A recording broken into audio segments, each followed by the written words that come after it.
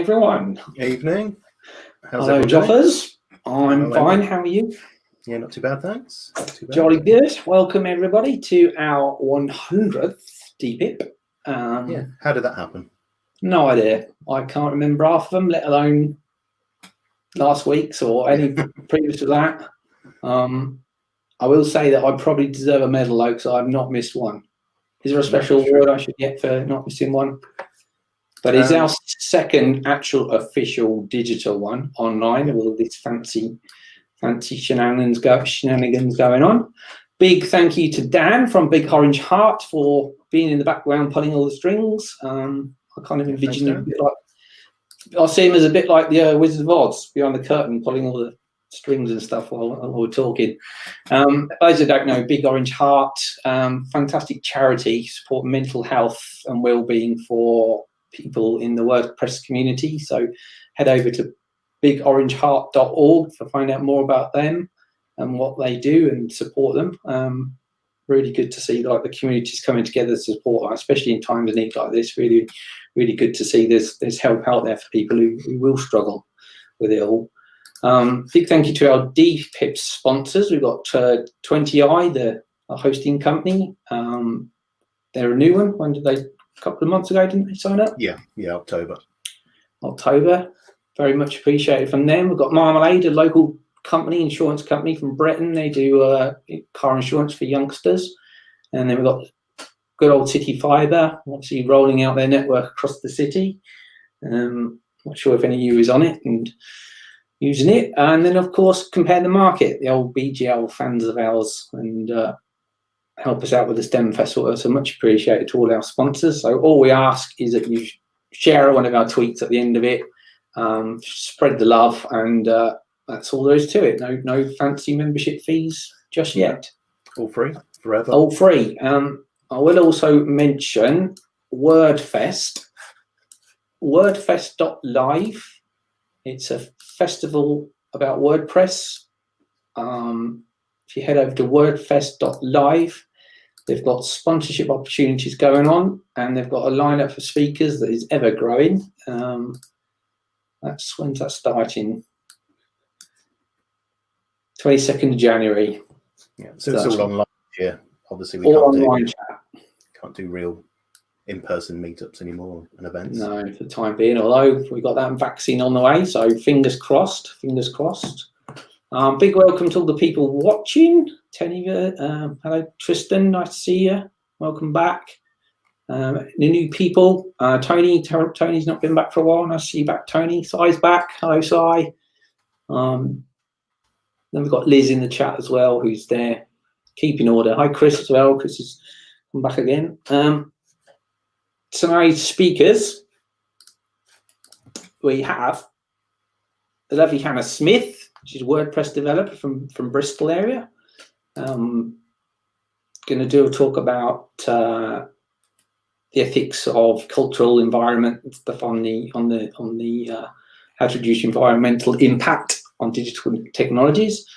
And then also a very avid supporter of DPiP, who's a long-term member, probably deserved a gold star for his membership, is Richard Wishart. Very, very active in the digital community, such a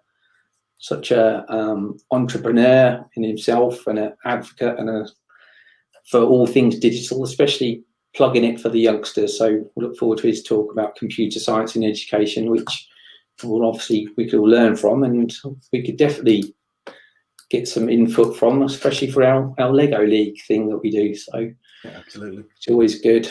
That, by the way, is going on. We're luckily being able to do it, but it will be obviously virtual. So if you want a team of up to 6 to 9 year olds, whether it's your son, your daughter, your school friends, your after school club, your neighbours friend, whatever, get a little team together, sign up at peterborough-stemfestival.co.uk/Lego, and then you can get involved in this year's Lego League Junior events. And then come May, June time next year, there'll be a little presentation day. Hopefully, maybe in person if we can see how it goes, but we'll see how it goes with this current situation. Anything else you want to add to that, Joffrey? Have I missed anything? Not really, no. I was just looking in the chat. So Tristan asked what the topic of event number 1 was, and I can't really remember, to be honest. I think looking at the event on Meetup. The very first one? Yeah, the one that we had at the Eco Innovation Centre. So it looks like, I think it was the one where we all just sat around a table, and yeah. Yeah, I think it was. It was in the conference room as well, wasn't it? Yeah. So slightly different to kind of where it's we a are bit more formal. Yeah, I guess the coffee shop definitely eases the place, eases it up a bit. It makes it a lot easier, I think. Yeah, a bit more welcoming. I mean, I think that was just a whiteboard and a load of theatre style seats, weren't it? Yeah. But certainly we've tried everything, haven't we? So not sure what our first talk was. I think the Dan, one of the founders, did a talk originally. His company, The Way of the Web, was the sponsor. So that's right. Yeah. How times have changed, and we've grown so quickly, which is always good. Shall we get our speakers on the screen and say hello? We'll have a bit of a chat. Yeah, if they're ready. Let's have Hannah. Hello, Hannah. Nice to see you. Hello, everybody. Hi, Hannah. Welcome to your first DPiP. Thank you. Thank you very much. Nice to virtually see you. Shame you can't come in the coffee shop and enjoy our little warm coffee shop environment, but as things are, needs must, and we're all digital. Never mind. We have a warm home environment instead. Absolutely. Can't beat that. And then there's Richard, Mr. Wishart. Hello, Mr. Wishart. Hey, Richard. I think you're muted. There we are. There he is. Hello, everybody. How you doing, Richard? Yeah, good. I'm looking forward to this gold star, Andy. Yeah, I think we should start rolling them out. I think I definitely deserve a medal for not missing a meetup. So I think long-term membership deserves a little gold badge of some sort. So we'll get Liz on that. Yes, that's an idea. Yes. How's everyone's month been? Any exciting things going on this month for you guys so far? Just getting on with things. I've been out tree planting today. That was quite exciting. Yeah, I quite enjoyed that. Actually, it was nice. Nice to get out of the city and do something. Oh, that's active. A good idea. Yeah. Was that an organised thing, or just you on? Kind of. So, Phil Sturgeon. If you're on Twitter and you're interested in climate and tech stuff, you'll probably have heard of Phil. Phil is nearby to us, and he is working with a landowner to plant about 3,000 trees on the land over the winter. So me and my other half, we popped over there today. Wow. I have to say I'm aching. Yeah. How many did you manage? We did 30. That's good. But we were doing them in kind of long grass and brambled areas, and kind of, it was quite hard going, and very steep hills as well. I think that's why my legs are aching so much, chopping up and down all these hills. Yeah. We had something similar in Peterborough probably about 6 or 7 years ago with Peterborough Environment City Trust. They had a kind of a project to plant X number of trees over so many years, and they invited kind of the public just to kind of turn up and get involved. And yeah, that was I was aching the next day. So exercise. What about you, Richard? Anything exciting this month? No, same old. But today's been a bit of a change, obviously, with the big news, the vaccine for the pandemic. Yeah, I think that's absolutely staggering. That's really invention at its maximum, to actually the world getting together to invent something as complicated as that. Absolutely, and that's just amazing. I think it's definitely a big achievement of this era. Definitely. I think we could use the same resource to kind of focus on other issues now as well. Yeah, for sure. I mean, when you get your engineers and your scientists, and you get the politicians to one side, move them out the way, and give the scientists and the engineers some headroom, you can do a lot of these. It's fantastic. It really is. It's mind-boggling when you look at the microbiology that goes on, the stuff that goes inside the vaccine and the way they're tackling it. It's just. Is that also because the government thought they should start throwing thousands of pounds of cash at them, saying, "Quick, sort this out"? I think it's bigger than that. I think it's amazing what they do when they're actually given the headroom, and then and politicians with their not quite so truthful points, and a bit of point scoring and politics. How am I going to get elected the next time? Just get rid of that. Just don't need that, do you? Stuff. What about you, Joffrey? Anything exciting in your month? Not yet. You mean month as in The last month since we last spoke? Well, yeah. Who knows what day it is? This last lockdown seemed less severe than this tier 2 now we're in. So I don't know what's going on. Yeah, I'm not really. Yeah, I think just kind of plodding by at the moment. Just keep your head down and get on with it. Just get on with it. Yeah, I think so. Yeah, well, I managed to take part in a police lineup. Okay. Not actually in it. I wasn't actually in it. I had to go and identify some people. Okay. Stupidly, silly of me, when the officer called, she said, "We've got 2 suspects to identify." And I said, "Oh, which ones were they?" I'm thinking, you don't really ask that if you're supposed to identify. You don't ask who they were. They're not saying, "Well, you tell me." Yeah. But what I didn't know is it's not like the old one-way mirror thing. That's what I went in there expecting. I was expecting a one-way mirror, but it's not like that these days. It's all video-based. But what I didn't know is if there's someone, say, with a tattoo on their cheek, they transfer it on all the suspects. So it's all even. Harry, I didn't know they kept all them visual facial things in place, just so you couldn't go, "Oh, that's them. They definitely had something on their face or that tattoo there." That's a really good idea. Yes, that's good. But it is confusing because once you think, "Oh, I know who they are," and then you see all that lineup, and you think, "Oh, it was all of them." Yeah. So risky business. It's quite exciting to take part in. Yeah, very, very weird, but I was visioning. I saw there was a comedy once of someone getting interrogated in there, or some sketch show, and the guys in the suspects in a silhouette, and then I think it was like Smith and Jones. One of them walks in and one of them puts the lamp on. It's like, oh! You see what it is. I was imagining that. So that was something different to do. Anyway, shall we crack on? Yeah. Are you ready, Hannah, to go first? I'm ready. Which is all yours. As we said, if you go into on the main track on the right-hand side, you can pop your questions in the side there under the questions tab, and we'll answer them after Hannah's finished the talk. And thank you very much, and we'll hand you over now to Hannah, everyone. Yeah, see you in a bit. Enjoy. Thank you. All right, fantastic. Well, thank you so much.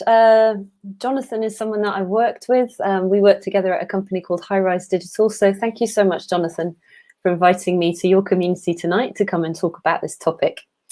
I love a chatty comments feed as we go. So even if you don't have questions, if you have observations or light bulb moments or anything you want to share, I think it makes for a far more interesting talk. So please feel free to use the comments as we go. Right, I am going to move you lot all over to my other screen so I can see my slides and I know what I'm doing. So tonight I'm going to talk to you about how to reduce the environmental impact of the digital technologies you are responsible for. That is a mouthful to get started with. And before I get into the sort of talk content, I'll just introduce myself to you. Let me just get that working. There we go. So my name is Hannah Smith. I'm a freelancer. I live in Bristol and I have a number of different skill sets. My main skill set, my main day job is that I'm a WordPress web developer. So I code with WordPress. So it's great to hear lots of WordPress things in the intro this evening. I also have a lot of experience in managing people, projects and processes. So I worked at the Environment Agency, whose head office is in Bristol, for about 7 years. So I have a lot of experience there. And I also do a lot of speaking and writing as well. So I work on my own these days as an independent freelancer. So it's speaking and writing kind of get me communicating and bring me some benefits, which are really nice. The other thing is I'm co-founder of a meetup based in Bristol called Green Tech Southwest. All our events are online at the moment. So if any of you are interested in this topic or you'd like to find out more, you'd all be very, very welcome. Another community that I'm very involved in is called the Climate Action Tech Community. I think I'll talk a bit more about them at the end if we have time. Okay, so that's me. What am I going to cover this evening then? So I've got about 30 minutes to talk through this topic. So I'm going to give you an overview of how digital tech or digital technologies can damage or impact the environment. And we're going to talk about that impact of manufacturing digital tech devices.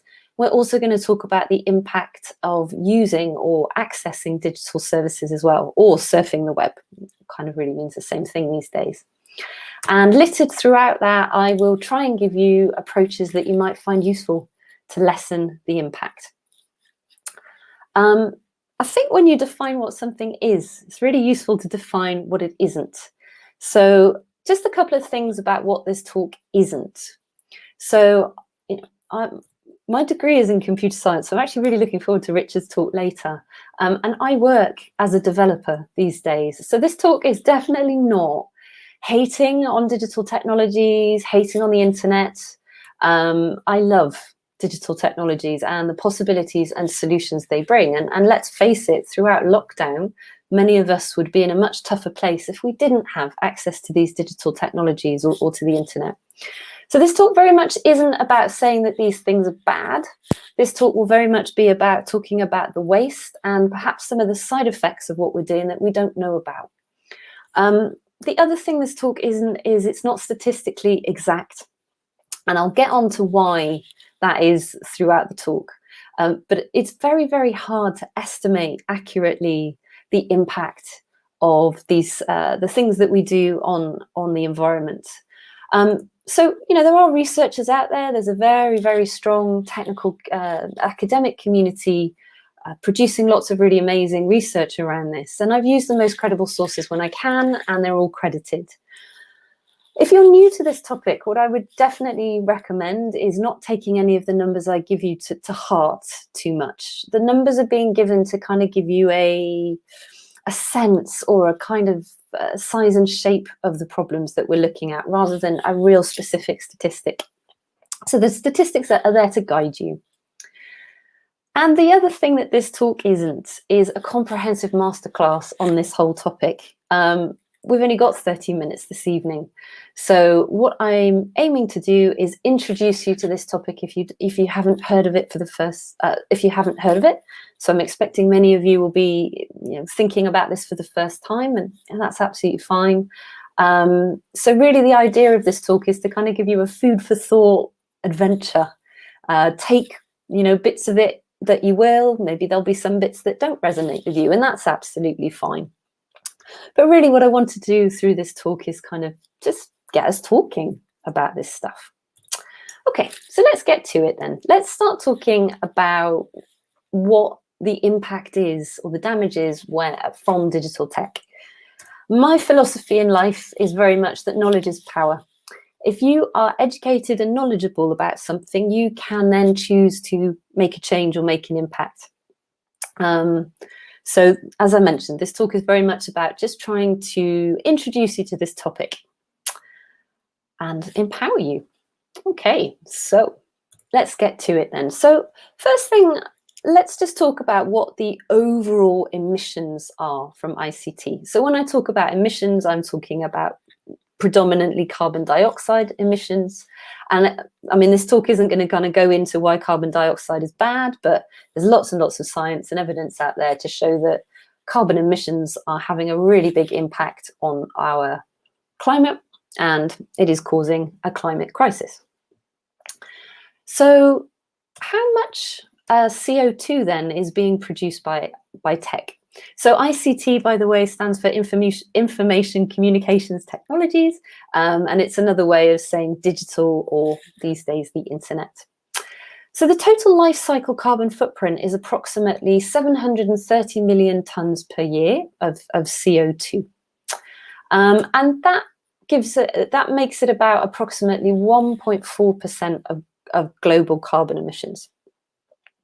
So if you're anything like me, you're like, okay, well, those are nice numbers. What on earth do those mean? How can we put those in context to understand what we're talking about here? So we certainly can. So the first way that I can put this into context for you is to say, well, if the internet was a country, it would actually be the 6th biggest polluter in the world. So that's a significant amount. This also puts the internet on a par, or the emissions from the internet on a par with the fuels burned by the aviation industry. So it's not the entire aviation industry, because we're not talking about the entire life cycle of planes, so building, manufacturing planes and disposing of them, but we are talking about the fuels burnt by the aviation industry. So you may have come across that comparison before, that people talk about the internet producing as much emissions as aviation. We talk a lot about the impact of aviation. We don't perhaps talk so much about the impact of digital. Well, that's okay. I think we're starting to. Okay, so there's a little bit of context for you there.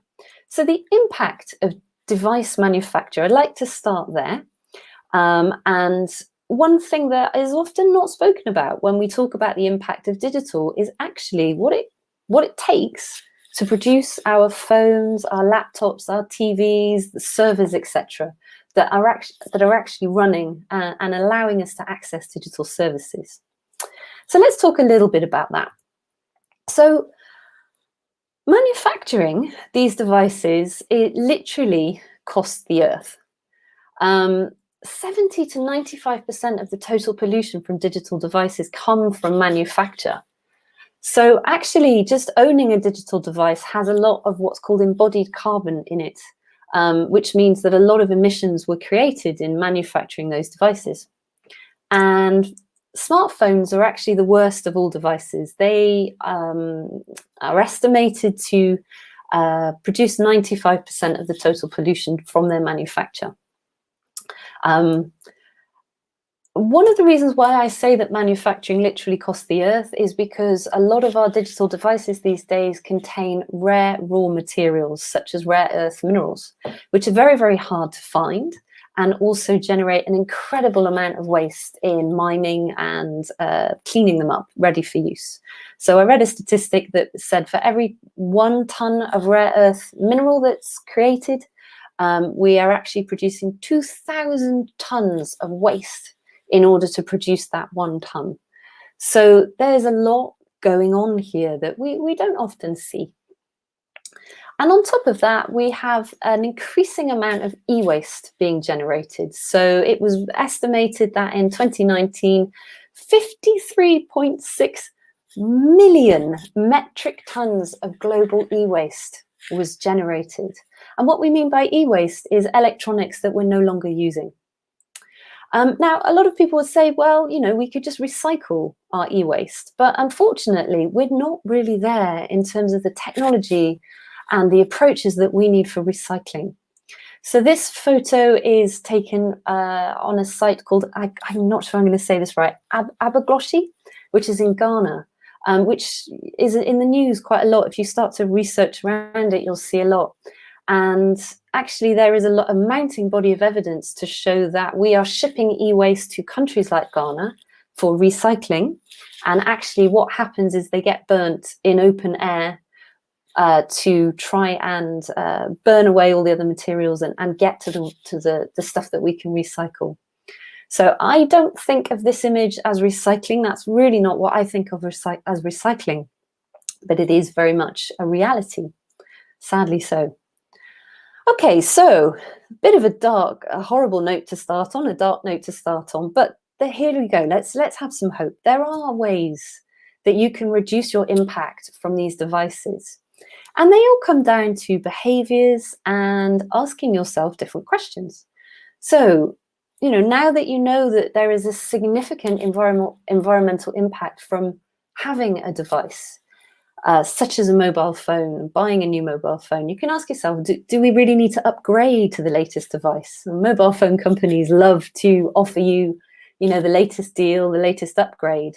So do you really need to upgrade to that latest device, or can you make the devices that you have, your laptops, your phones, your TV, can you eke them out another year or two? Another thing you could think about is repairing or upgrading broken devices. A lot of people might have a phone or a tablet that starts to slow down. Actually, often just replacing the battery gives it a complete new lease of life. We have a tablet at home here. We've replaced the battery on it twice, thinking, all right, well, we'll give it a go and we'll see what happens. We've now had that tablet for 6 years and it continues to run okay. If you're interested in sort of repairing and upgrading of electronics, you might want to check out the Restart project, who hold fixing events. So they call them fixing parties. And those are events that they hold all throughout Europe. And there's many in the UK as well. And another thing you could think about with reducing your impact is whether you could buy second-hand devices or ethically made devices. So ethically made devices, you could have a look at a website called Ethical Consumer, which is an amazing resource of information about sustainable purchasing of all kinds. So ethically made, so for second-hand devices, you can have a look at the Ethical Consumer. For ethically made devices, have a look at Fairphone. So Fairphone are a company that are doing the manufacture and creation of devices in the right way. So up on the screen here, we have a tweet from a lady called Kate Rayworth. I don't know who of you here maybe have heard of her, but if any of you are interested in sustainability, you might have heard of something called donut economics. And Kate literally wrote the book on donut economics. And her book is very interesting as well. So she's advocating here for Fairphone, which is a great solution that many, many people don't know about.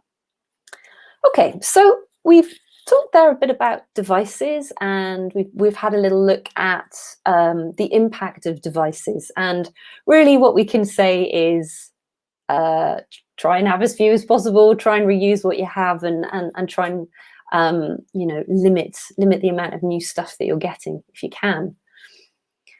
Okay, so let's move on to the impact of using technology. And this is where a lot of people tend to focus their thoughts, their efforts, and it definitely is something worth focusing on. So let's just talk a little bit about what's going on here in terms of where the environmental impact's coming from. So in a nutshell, any digital service that we use requires electricity and requires a lot of electricity. It's estimated that about 3.6% of global electricity powers our devices, e.g. our phones, our laptops, servers, and powers internet usage as well. Now, this wouldn't be an issue. We wouldn't be worried about this if producing energy was impact-free. What I mean by impact-free is that it's not producing carbon emissions or damaging the environment in other ways. But unfortunately, energy production is not impact-free. Here's some information from the IEA, which is the International Energy Association, which is an organization based in America. We produce a lot of really, really, really interesting research. This data comes from them and is 2017 data, and shows us that in 2017, approximately 65% of the world's electricity came from fossil fuels. That will be a little bit less by now. That's still a large amount. And I hope it goes without saying that if we're looking at our environmental impact, we definitely don't want to be using fossil fuels, and we really want to try and move away and transition away from those as much as possible. So a way you can lessen your impact is by running any technology that you have on renewable energy. So if you're working from home, I mean, I've worked at home for the last 5 years, and many of you, I suspect, will be working from home for the first time during the pandemic. A really simple and easy way that you can reduce your impact is by buying home or office supply, is buying a renewable energy supply for your home or office. And it used to be that those sorts of tariffs were more expensive, but actually these days they're often cheaper. And there's a link to that assertion there at the bottom from Money Saving Expert, which talks about different tariffs and talks about how you can get a really good deal on green energy. So not only is it better for the planet, but it's often cheaper too. I know from my own personal experience, the renewable energy tariff that we're on at home now, we use Octopus, is definitely cheaper than who we used to have before, which I think was EDF. And if you are someone working in tech and you are responsible for buying hosting or powering servers, or maybe even running a service center, again, look at getting those data centers powered by renewables, or choosing companies that are powering by renewables. So a great resource to look into is the Green Web Foundation. The Green Web Foundation holds a global list of what servers are being run on renewable energy. So it's a really, really great service to have a look at. But it definitely is important to say that renewable energy is not a panacea. So just by sticking all of our tech on renewable energy, we're not really going to completely solve the problem, and we could definitely reduce our impact further. So creating renewable energy still has an environmental impact, but it is less than fossil fuels. So I'm ever a pragmatist. I believe in taking steps in the right direction. If you can't get from where you want to be now to your overall end goal in one go, you have to take steps to get there. So transitioning away from fossil fuels to renewable energy is definitely a step in the right direction. But what we really should be doing is looking at our efficiencies first and reducing the overall amount of energy needed. And I'm going to talk quite a bit about that. I'm going to talk about the waste, this digital waste that we have that's going on around us, that's unseen, unknown of, but is definitely having an impact. So first we want to look to reduce, and then we want to make sure that the energy we're using has the lowest impact possible. And at the moment, that is renewable energy. Okay, so hopefully that kind of gives you a bit of an overview of the question around, or the high-level answer as to the impact of using digital services. Let's get into actually how we might quantify those emissions. So if you're liking what you're hearing and you're thinking, okay, yeah, this is maybe, excuse me, something, hang on, I need a drink.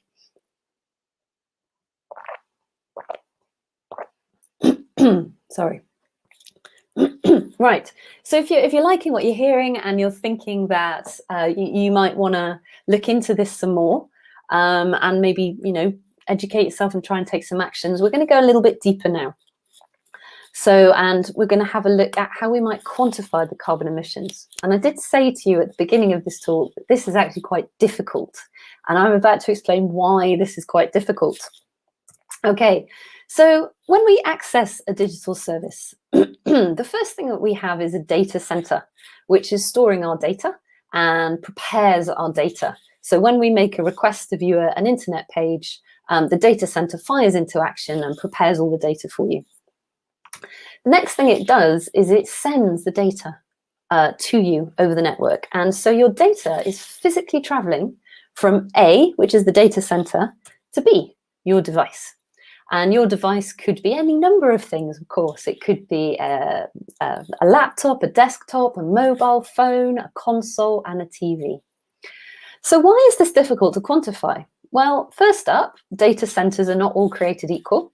So different data centers will be running at different levels of efficiency.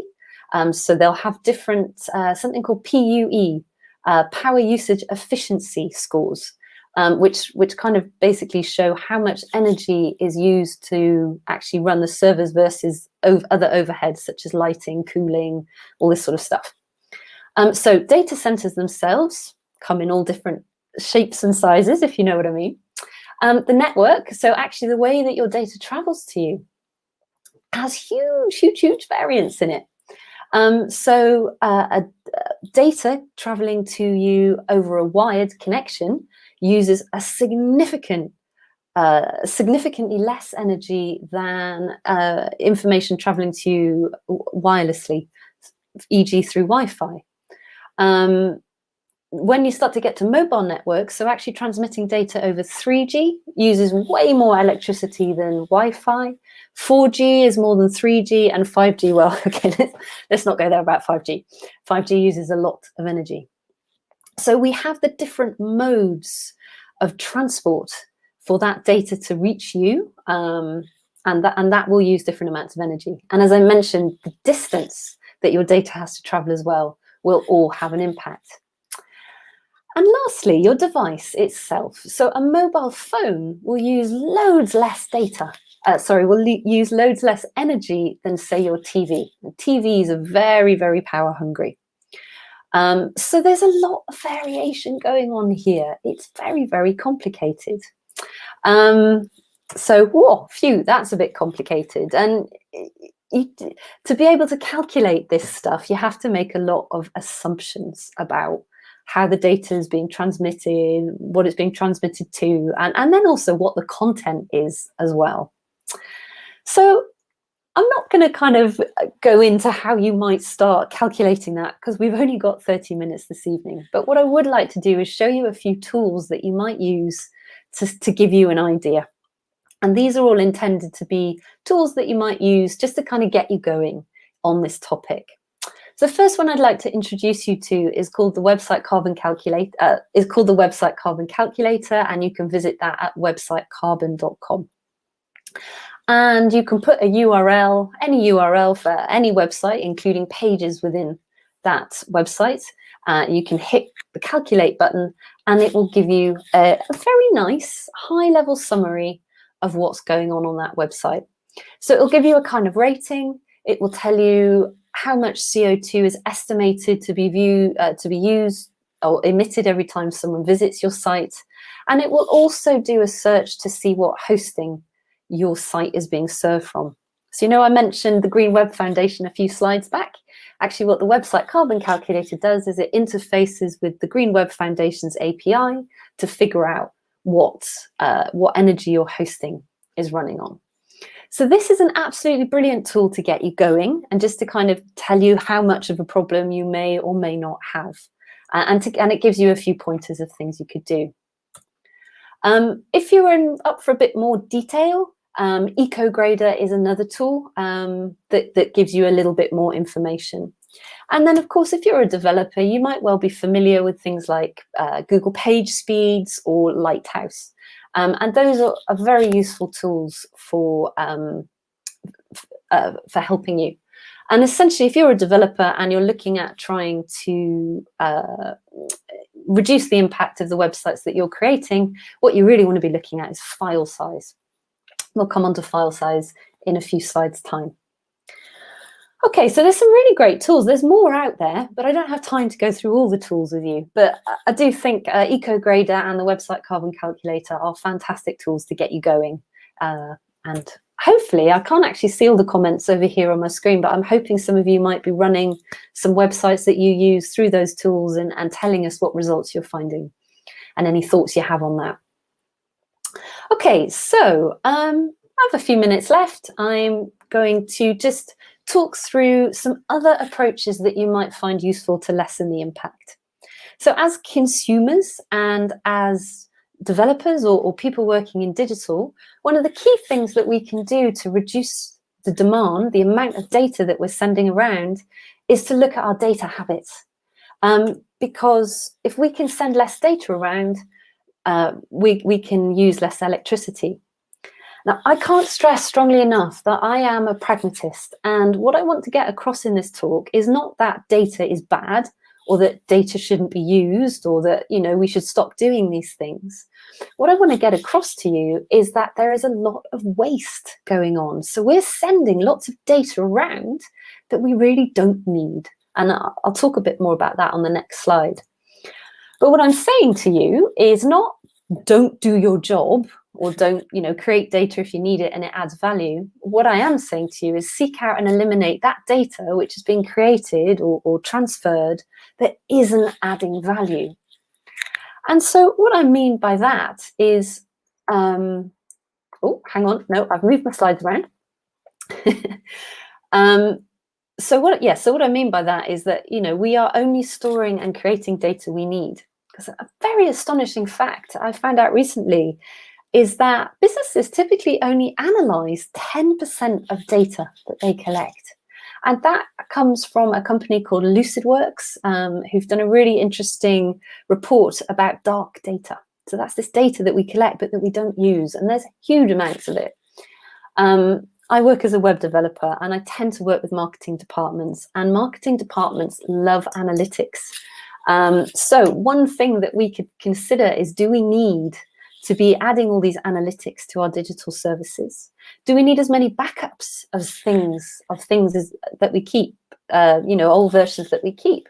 Now, please keep the backups that you need, but just think about whether you need the really old backups. And of course, old versions of stuff. Another thing that you could do to reduce data demand is consider perhaps saving locally, so to a hard drive rather than to the cloud. And also perhaps think about your social media and media streaming habits as well. So an absolutely fascinating book on this is called Worldwide Waste by Jerry Mcgovern.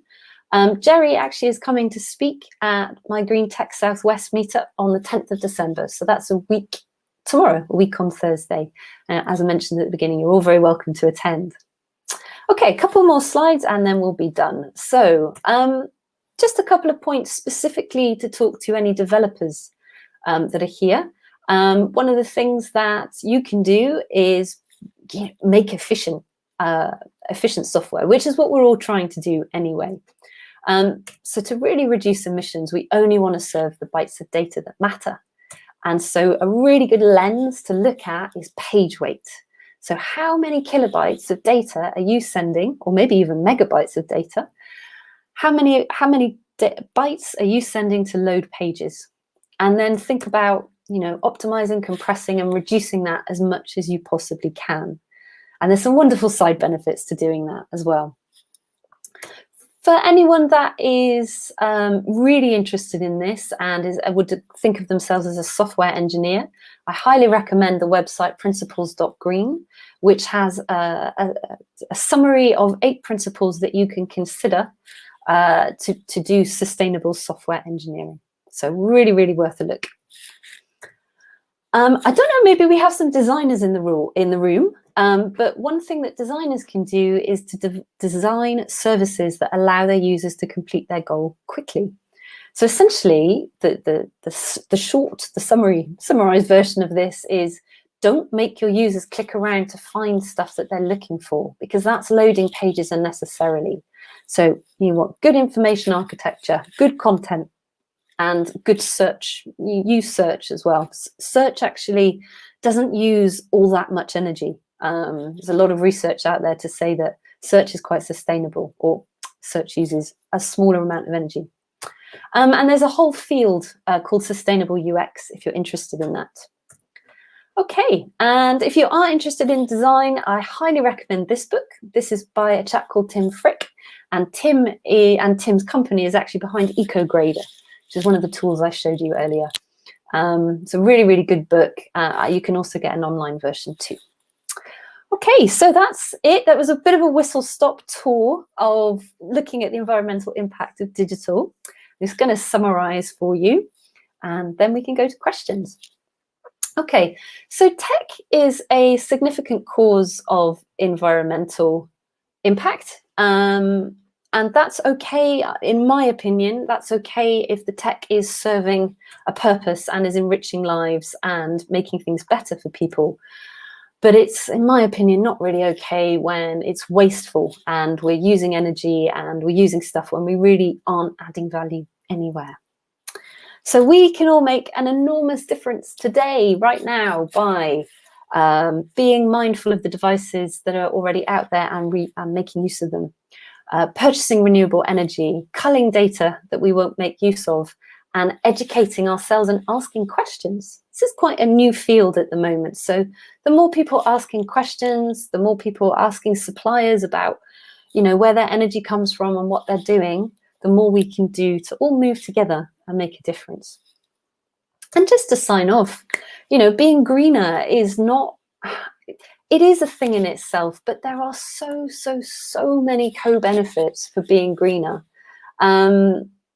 There's all sorts of tasty things. So by being greener, you'll often find that you will reduce costs. You'll find that performance and speed is improved. Things are easier to find, which is a great benefit. And accessibility can be improved as well. So there's lots and lots of reasons to think about the impact of the digital technologies you're responsible for. There's a whole bunch of other resources here, but I won't go into those now. I've made my slides available for you. For anyone that's on Twitter, there's a link in there. Hopefully, if I've done TweetDeck right, that should have gone out at, quarter to 8. So fingers crossed I did that right. You can have a look through the slides and follow all the links there. But yeah, that's me done. I think I might be a minute over. Apologies for that. But really happy to move on to questions now. Thank you, Hannah. Very enlightening. We'll let you off for that 1 minute over. Yeah, sorry. How dare you? How dare you? Yes, we have some questions. Got loads of questions. Awesome. That's really good to hear, because I think this is a topic that, we can ask lots of questions about. Yeah. For sure. You were saying at the start about the big boys offsetting their recyclables to Ghana and then it not being followed through with the proper recycling procedure. Is that a way of them being not accountable for it? And who is making them accountable for it? Or is it just a case of them sweeping it under the carpet, palm it off to someone else? We don't care what you do with it. Why aren't the big players being held responsible for their carbon footprint? And I've noticed a lot more are now doing it, like BMW. A lot of the car manufacturers are now plugging their carbon offset. But is it always down to the consumer? Is there a governing body that is saying, look, to these manufacturers, look, your processing is too environmentally impacting. What are you doing to solve it? Well, that's a really great question. I mean, I think this problem is still relatively new. And politicians are waking up to it. So there's a lot of work going on at the EU level. Who knows whether that will help or hinder us over here in the UK. We don't listen to them anymore, apparently. I'm not going to say anything. But there is a lot of really great stuff happening at the EU level. So there's something called planned obsolescence, which is a bit of a technical term, where we have companies. I mean, I can't comment on car companies. I don't know much about that. Tech is something I know more about. But we have companies like Apple who do this thing called planned obsolescence. So by design, what they're doing is designing devices that deliberately can't be fixed. If you buy an Apple device these days, you have to have like hundreds of cables to go with it. None of them is standard. They only work for your Apple. Tony asked that earlier. Yeah, that is all part of this thing called planned obsolescence. There was actually a really, really positive EU vote last week on this very, very topic, where the EU are actually starting to look at making this sort of stuff law to crack down on this problem. So there's a lot of promising work happening. So it's just taking up. It's just becoming a new thing now. Because I kind of thinking someone like Apple should know this already. They should know this. As Tony says, why are they deliberately slowing up MacBooks to make you forced to buy the next tech? Why are they deliberately? Why do you think? It's money. Exactly, Profit. See, it's profit. Why didn't someone sooner say, hang on a minute, you can't do that? And there are some really, really great organisations doing that. So if you feel passionate about this topic, I mentioned the Restart project. There's another one called repair.eu, which is a campaigning organisation trying to kind of raise this issue. But yeah, the big players, money is what they care about. It's just greed, good old greed. I really like the idea of that, like repairing your device events. Thought you'd like that, Jonathan, because I've actually got my last handset, because I only just upgraded kind of 2 months ago. So I tried to take the back off this phone. I'm going to hold it up. It's got glass all over it, so you can kind of see the. Yeah. So that's good effort. Did you use a hammer? So I heated it up, followed all the YouTube videos, got it all nice and kind of all the adhesive all soft.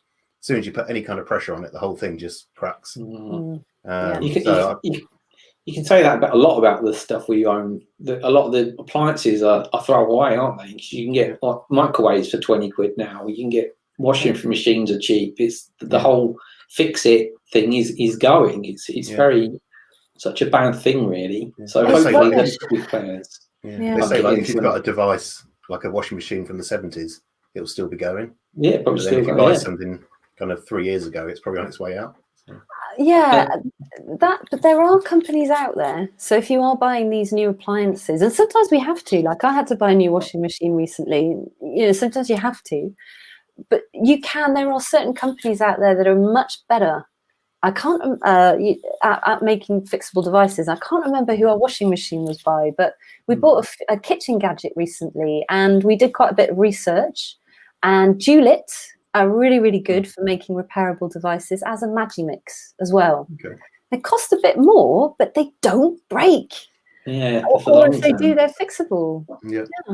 So they are out there. It's just that we've got to put a lot of effort into finding them. It's also consumers' greed to always have the latest tech. I mean, why would someone want an iPhone 12 when it does exactly the same as an iPhone 11, but it's the Apple and those big players selling you it? You have to have it. You need it. Otherwise, have you got an iPhone 12 yet, Andy? No. I went for the next one. I went for an SE because it was slowing down, and I wasn't.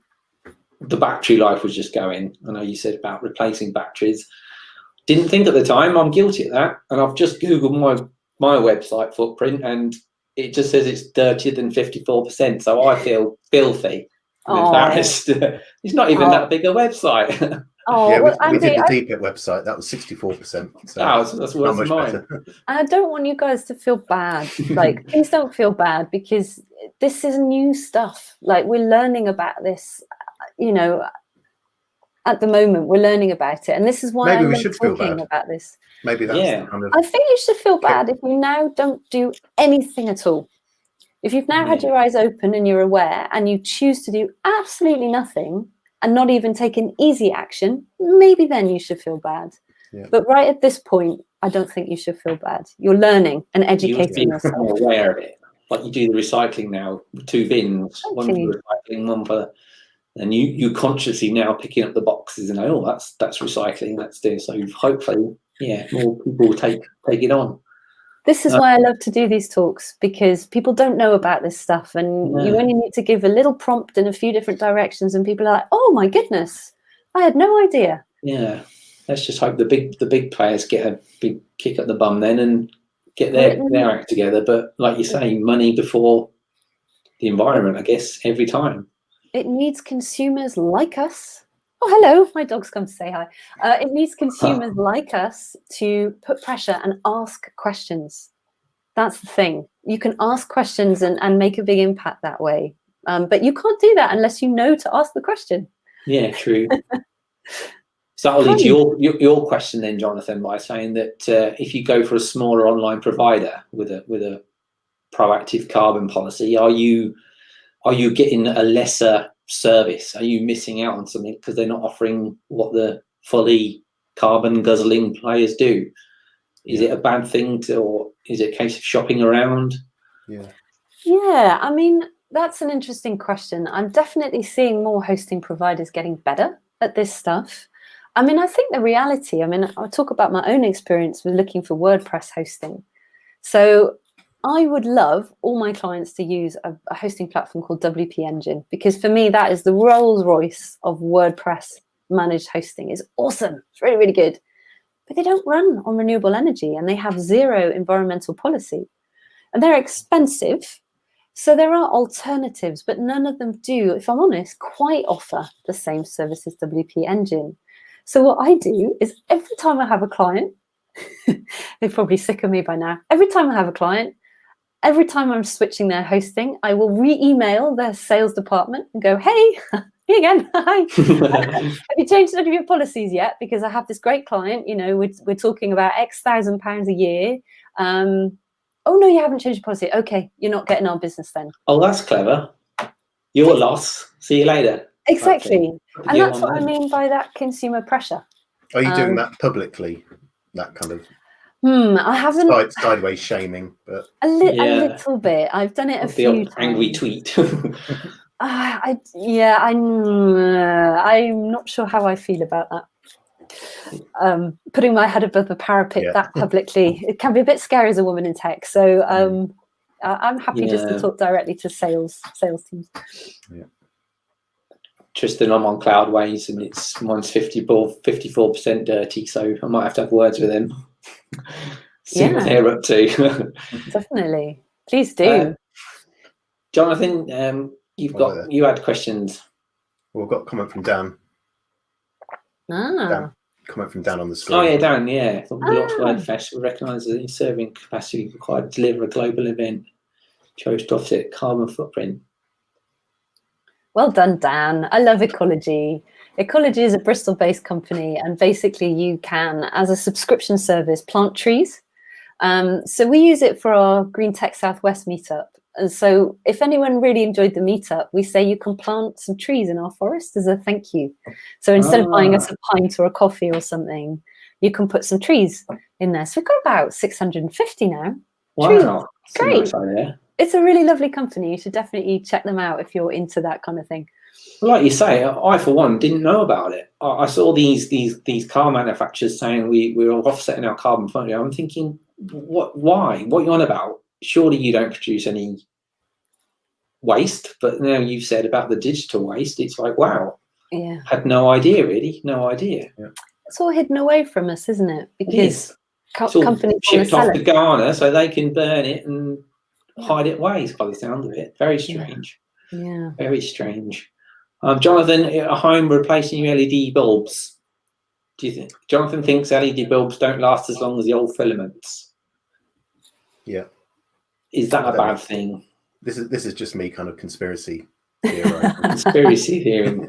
I'm sure I'm buying more and more LED bulbs than I ever did filament bulbs.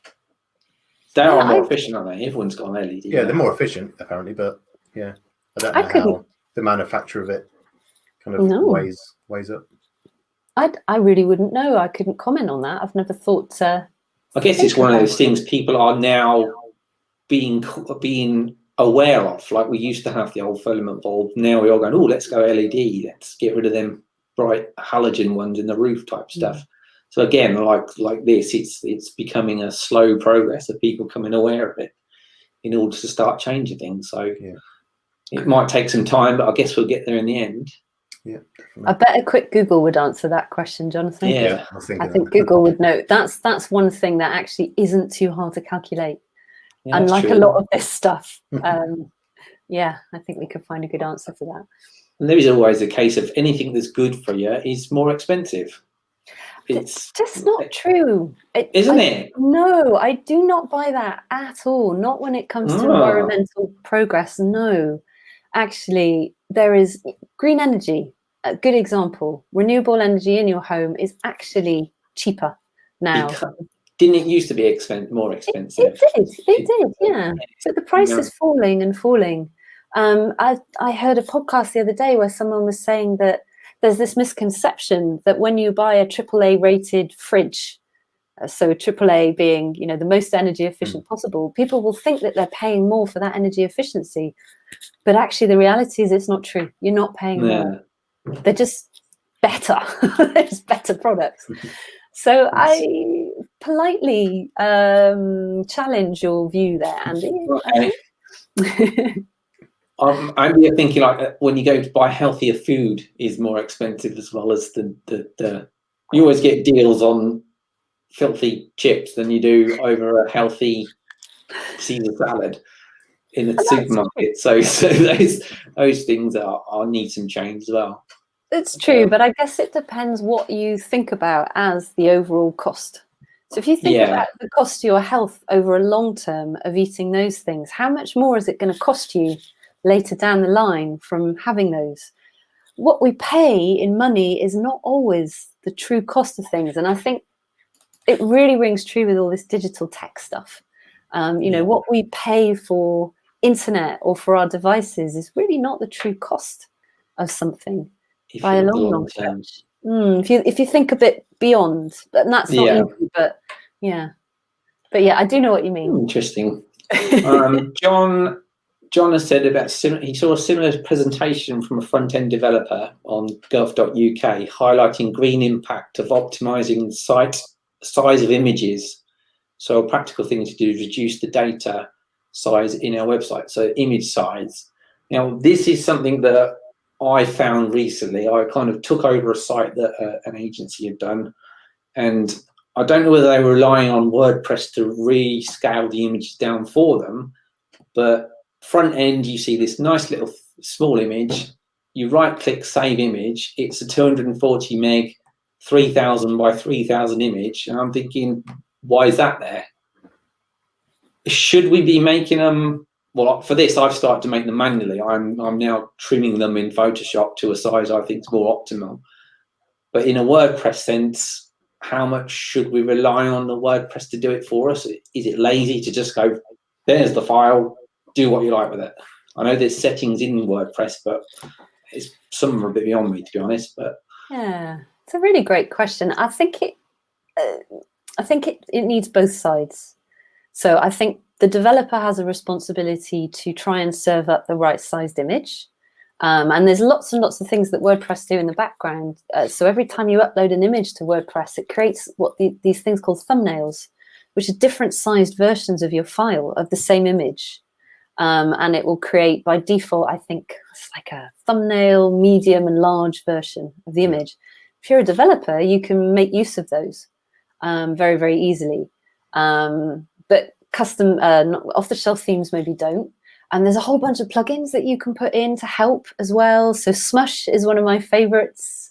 Like Smush, but it doesn't do all. As well. Insanity is a great one, Jonathan. Yeah, it's a really good one. Short Pixel's another one you can use. There's lots of them out there. So I think the developers can do some stuff, but I also think the developers need to educate the admins as to what they're doing as well. Because obviously you're going to hand that over to the clients, aren't you?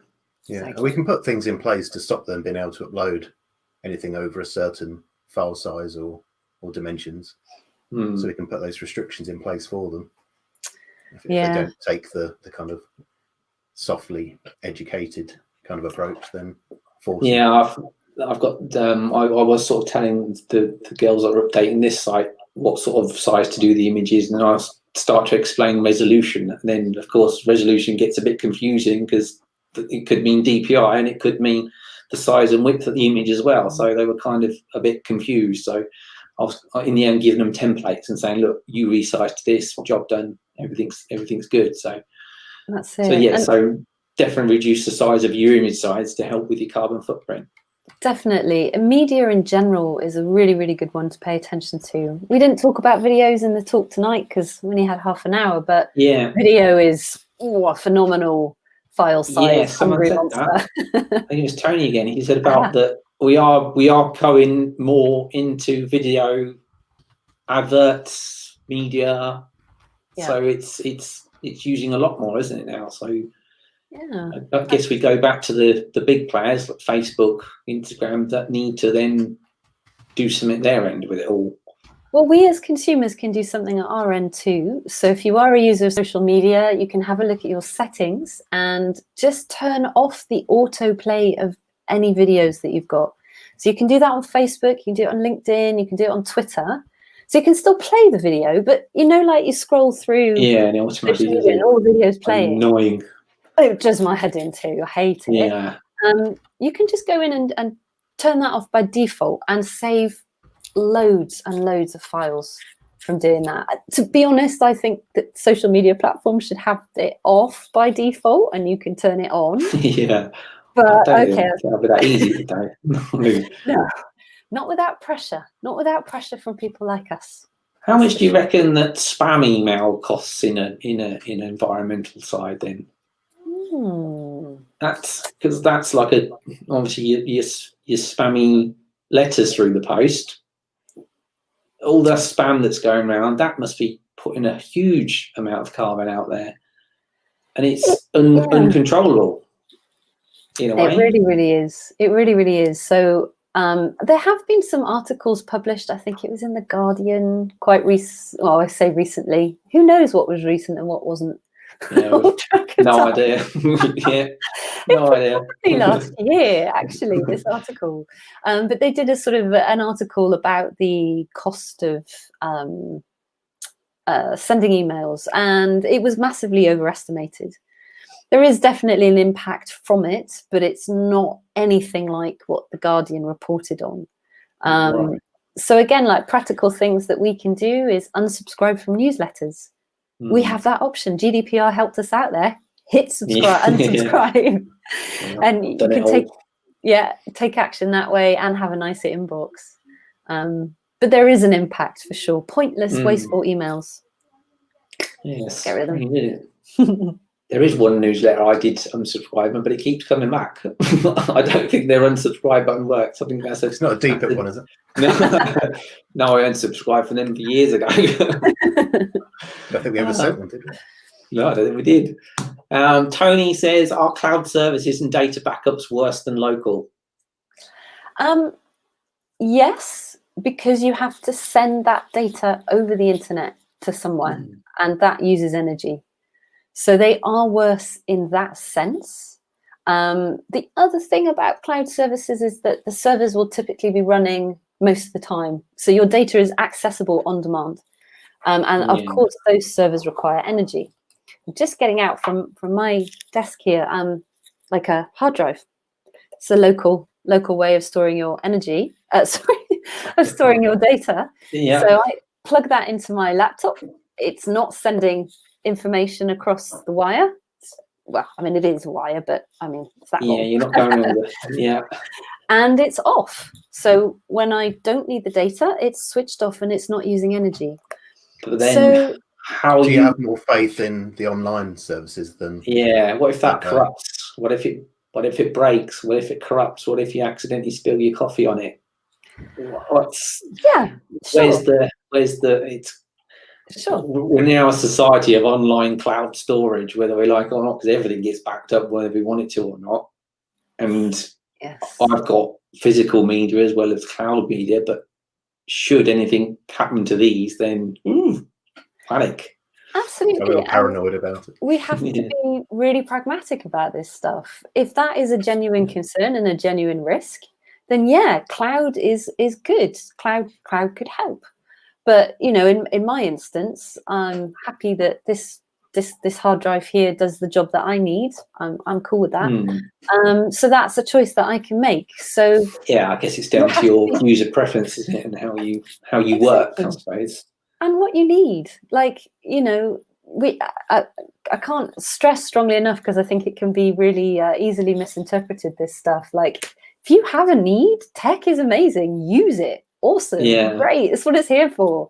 But don't do stuff unnecessarily if you can avoid it. You know.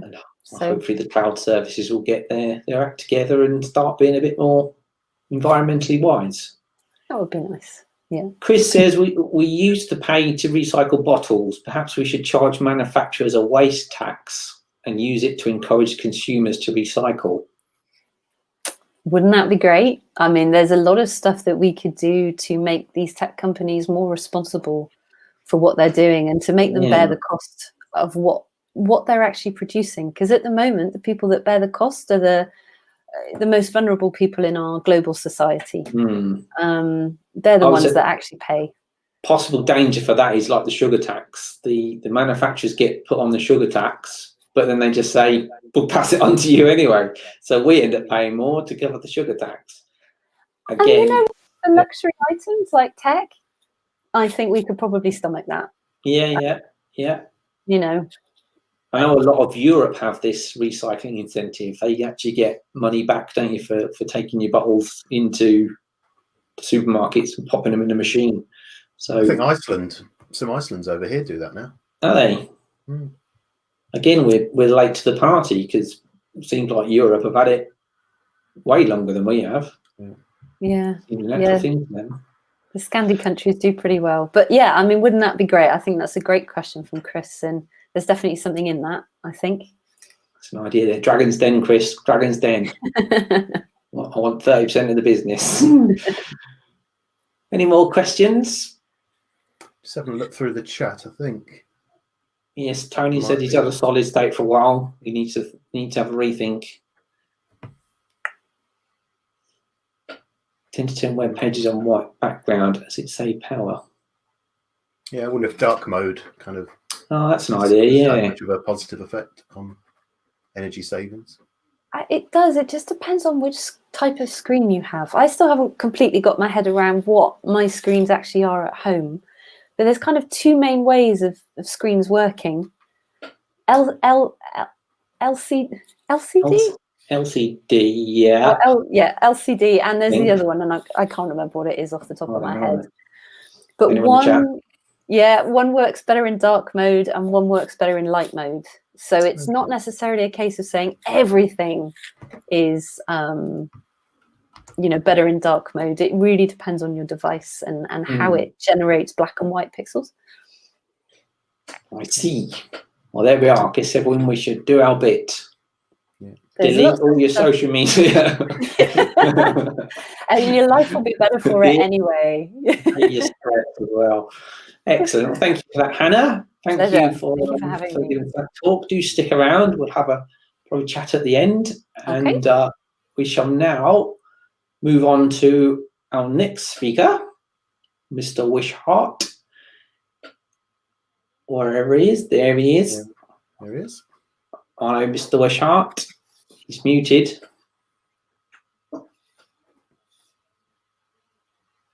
No, you're muted, Richard.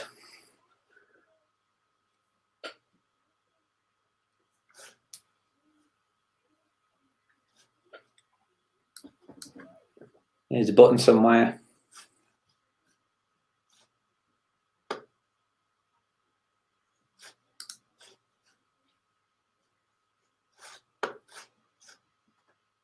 No, that's still not. Hurry up, Richard. Joffrey will have to sing a song.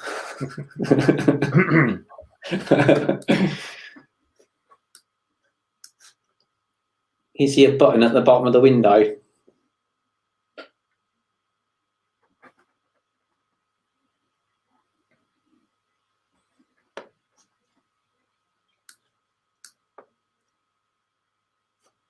You have to fix the DPiP site, then, Jonathan. Can you hear me now? There he is. Hello, sir. Hello. Yeah, sorry. With so many tabs and windows open. It's crazy stuff. Yeah, let me get my presentation up. All the tabs. Okay, again, post your questions in the questions tab in the live chat. I think you just flick the switch and type away. That way, down in the background, we're able to pick them up and paste them to us. And are you all set to go, Richard? Yeah, if you can hear me and if you can see my screen, I'm good. Perfect. Yeah, right, everyone, we'll hand you over to Richard. Yeah, see you in a bit. See you in a bit. That was a very kind introduction. I'm going to cover, what I'm looking to cover this time is computer science and education. So it's not really, you probably know me from my day job in DPiP, which I've spoken about a couple of times, but this is not really about my day job. I have been involved in computing all my career, but I really wanted to talk about the latter part of my career, which is really happened in two ways. One was that I became I ran coder dojos and code clubs in libraries, and I've been doing that for about 4 or 5 years. And when we came to lockdown, the library in Peterborough, we've gone online, completely remote. So every Saturday we do a coder dojo, and it's been really successful. We've been doing it for 2 terms now online. And having done that, I then got a call saying, would you like to help us in education? So at 65, I'm now in mainstream education, and I'm what they call a computer science subject matter expert. And I'm helping primary school teachers across Norfolk. I've got 150 schools in Norfolk that I'm helping to become computer science teachers and teach a new education curriculum across Key Stage 1 to Key Stage 4. So what I'm going to talk about tonight is really that education part. But I think before I get into the education, I need to really set the context, and it sort of aligns quite well with what Hannah was saying about our industry. And what I'd like to just do is just talk a bit about our industry, a bit about that journey and how it's moving, but also the fact that it's changing very, very quickly. And of course, if something's changing very, very quickly, how do you educate people? So school is Key Stage 1 to 4, then A levels. You've probably got 14 years. If you've got an industry that changes every year, that's a major shift of infrastructure content every 2 years. How can you teach people across primary school and secondary school? And what they teach them, it's got to still be relevant when they actually get into work. So the pace of change is really important. So here we have some 3D objects that I printed out at the bottom. This is me running one of my Coda Dojos, and the Coda Dojo symbol as well. So I'm going to take you through a little bit of context first. And this is probably take you further back than you thought. I was listening this week to a fantastic BBC program, a radio program called Start the Week. And they were talking about the dawn of invention. So when do you think people started thinking in a logical way? Well, it actually started about 100,000 years ago. 70 to 100,000 is what they say. And the difference that happened there is we then started talking in a logical sense, where we were able to use a sort of algorithm: if X and Y, then Z. So that was the first time really we as a species started to think in a logical way that could apply itself in a technology, eventually to technology. So let me just explain that. If X and Y, then Z. So it could be a caveman 70,000 years ago. He took a bone out of a bird, a hollow bone, made a hole in the top, and hey, it's a flute. So suddenly if X, I blow into the tube, and Y, I have a finger over the hole, then it makes a sound. So suddenly we had this logic that we're now starting to use. And this was also tied, so it's pattern matching. It was also tied as well to the empathy circuit, which again developed in our brains about that time, where, okay, I'm blowing the whistle and I'm getting a nice tune, so I'm making people happy. So suddenly we had these two things that happened: the logic, the pattern matching, and the empathy circuit. We were starting to do systemizing mechanisms. And then it wasn't just invention, we were actually having generative invention. So it wasn't just inventing one thing, it was inventing lots of things, one on top of the other in a very cumulative way. I just think today is absolutely a spot-on day, because today the human race invented a COVID vaccine, and we did it in 9 months. That sort of shows you the level we've now got to. But you can see this all started about 100,000 years ago. If we sort of bring ourselves a little bit more up to date, but not quite yet, let's go to a very famous day in my history, which was the 3rd of October 1972. So that was the day that I went to university. I went to Edinburgh University, and I was studying engineering science. Prior to the 3rd of October 1972, I had never seen a computer before in my life. There was no computers at school. There was no businesses that used computers. Nobody knew anything about computing whatsoever. It just didn't exist. On the 3rd of October 1972, I was given my first project in my first lecture at university, and I wrote and run my first program. So it was on punch cards, and I was using a program at that stage called IMP. So these punch cards, I had to sit down at a fancy machine, I had to punch the holes, I had to sort the cards into the right order. I had to get in the bus and go down to the centre of Edinburgh to the data centre. I had to hand the cards in. The guy said, "Oh yeah, that's very good, thank you very much." I went back the next day. There was no emails or anything, so I went back the next day, and he said, "Oh, sorry, one of your 6 cards was incorrectly typed. There's a bug on it, so you need to redo them all again." So I redid them all again, handed them back in, ran them. I went back the next day to see whether they'd run. So it took me 48 hours to run 6 lines of code. So that's where I started from. And that wasn't common. People didn't really understand computing. I had a computer science part of my engineering degree. So on the very first day, I met my first computer. I didn't, as cards, I never actually saw the computer itself. I only saw the cards that I submitted to it. And then following on from that, 2 big developments. The most significant one was 1981, which was the first IBM PC. That was a major step forward. And then the other bit that happened a little bit later was the World Wide Web. So that was in 1990. Now, interestingly, I put a little in brackets after that, 1982, because actually that was the date that I got involved in the internet and the World Wide Web, because I was in the Air Force during the Falklands War, and I was in charge of the command and control system. And we were using the World Wide Web and Internet 8 years before it became public knowledge. So that was my sort of little bit of claim to fame. If we now move on quite rapidly, bear in mind we're going through lots and lots of evolution as we move through technology. So cards, data prep, web online or mainframe online, PCs, client server, cloud, extreme edge as we're now moving to. It's a whole lot of stuff happening.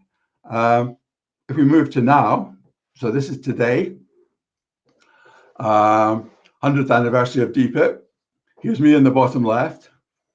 I would like to say I consider myself to be the connected human. So I'm not a Neanderthal, I'm not an early human being, I'm now a connected human. And what does that mean? Well, it means I've got the latest smartphone. So sorry, Hannah, it's a Pixel 5G, so it hits quite a lot of your buttons. I've also got Pixel Buds. So I no longer just type stuff. I speak to my computers. And I speak to them all the time. So if I was in the room to ask a Google question, my speakers would all start answering me. So I've got Pixel 5G. That's connected to the cloud. And in the cloud, I use Workplace, which is the latest Google ecosystem. I use bots. I use chat. I use integrated email. So I have chat with my virtual assistant, and when we're in the chat room, I have a bot for my CRM system that chats with us.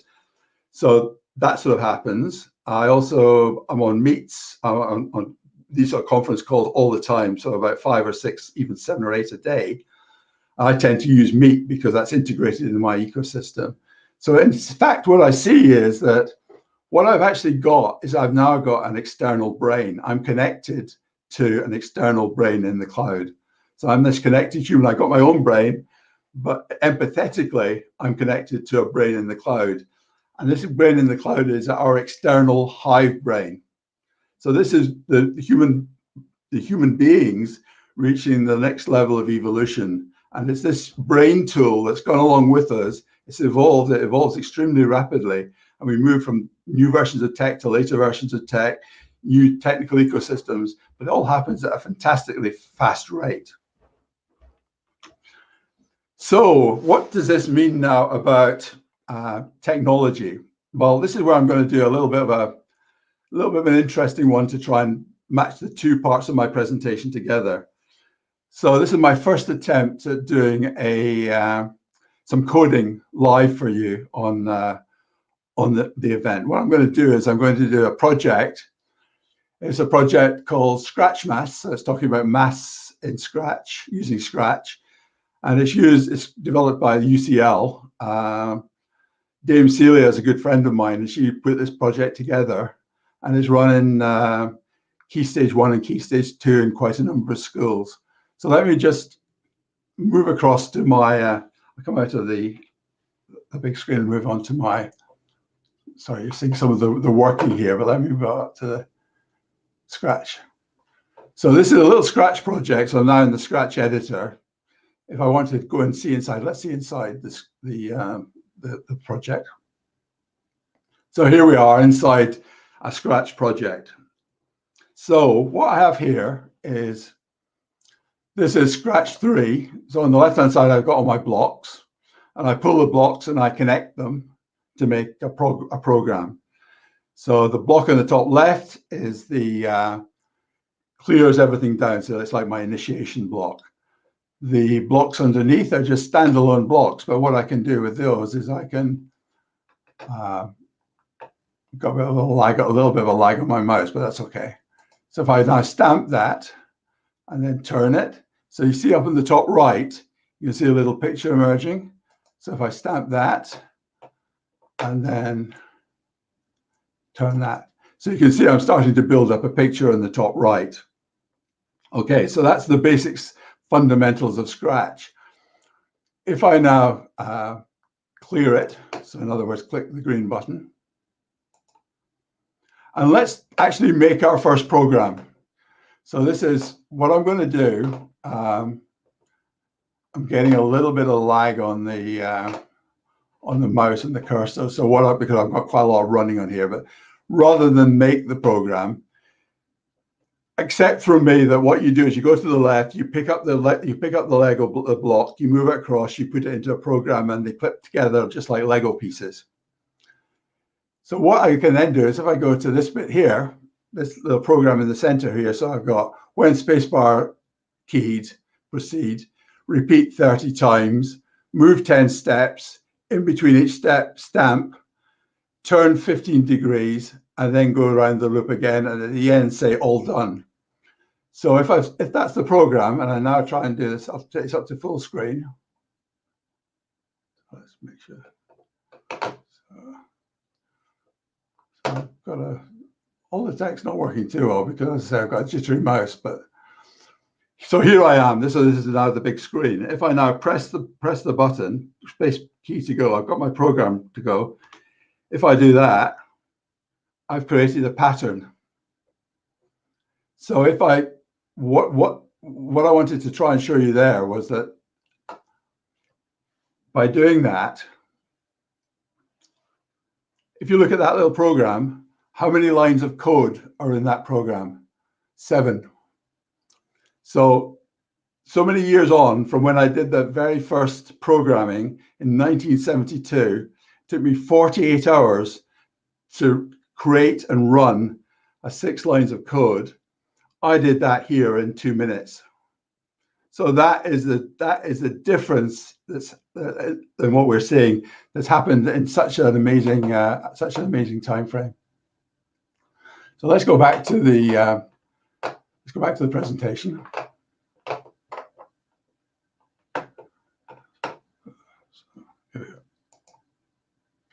So, and we'll go back to the present. So I thought about maybe doing some other presentations, and I could do them, but that was taking too much of a risk. I've done my one bit where I've performed without a safety net, and it seems to have worked. So I'm really pleased with that. So this is the Scratch Math. So it's showing that computing is not just computing, but you use computing in everything. You use it in maths, you use it in science. If you're a policeman, you've got a camera on your chest, you're speaking on a telephone, everybody uses tech.